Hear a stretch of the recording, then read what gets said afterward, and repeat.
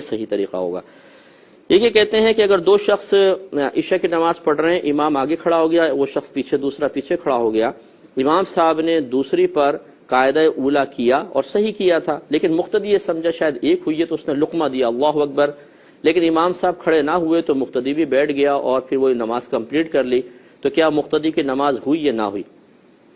دیکھیں، امام اعظم ابو حنیفہ رضی اللہ تعالیٰ عنہ کے نزدیک نماز میں سیکھنا یا سکھانا، جس کو تعلیم اور تعلم کہتے ہیں، یہ ایک عمل کثیر ہے، یعنی بہت بڑا ایسا عمل ہے کہ جو نماز کے احترام اور نماز کی جو حقیقت یا روح کے منافی عمل ہے، خلاف عمل ہے۔ لہٰذا آپ کہتے ہیں کہ نماز میں سیکھنے سکھانے سے نماز فاسد ہو جائے گی۔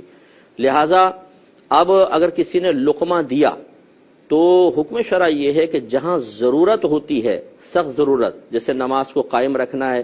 یہ ایک ضرورت ہے، اگر کوئی غلطی ہو جائے گی، نماز ٹوٹ جائے گی، فاسد ہو جائے گی، تو یہ ایک اللہ تعالیٰ کی عبادت کا باطل کرنا لازم آئے گا اور خرابی لازم آئے گی۔ تو جہاں ضرورت ہوتی ہے وہاں یہ مقولہ اور ضابطہ معروف ہے کہ الضرورات تبیح المحظورات، ضرورتیں ممنوعہ چیزوں کو جائز کر دیتی ہیں۔ تو اس لیے امام اعظم یہ فرماتے ہیں کہ جہاں پر ضرورت ہے تو وہاں تعلیم و تعلم کی بقدر ضرورت اجازت ہوگی، تاکہ ایسا نہ ہو کہ نمازی فاسد ہو جائے تو جلدی سے لقمہ دے دیں، اور اگر ایسی ضرورت متحقق نہیں ہے تو پھر حکم اصل پر ہی لوٹ آئے گا کہ نماز میں تعلیم و تعامل عمل کثیر ہے، اور عمل کثیر سے نماز ٹوٹ جایا کرتی ہے۔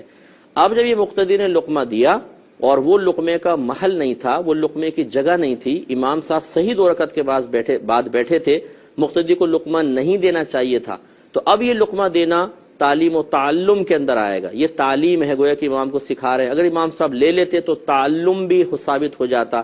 لیکن امام صاحب نے لقمہ ان کا نہیں لیا، کھڑے نہیں ہوئے، تو صرف مقتدی کی نماز فاسد ہوگی۔